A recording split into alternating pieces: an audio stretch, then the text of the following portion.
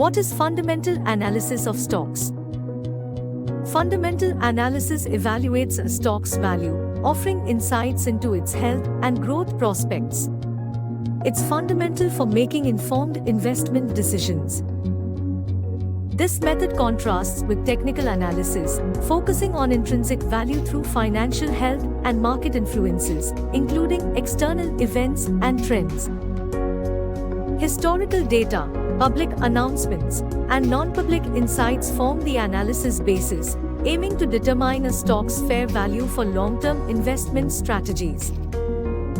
Understanding basic mathematics, business, and accounting is crucial for conducting fundamental analysis, aiding in identifying promising investment opportunities. Fundamental analysis helps investors discern the true value of stocks, like Infosys, guiding them to make purchases that are logically priced below intrinsic value. Brokerages provide fundamental reports detailing financial results, historical data, and valuation views, assisting investors in making informed decisions. Many platforms offer these comprehensive reports, empowering investors with essential information for evaluating stock values effectively.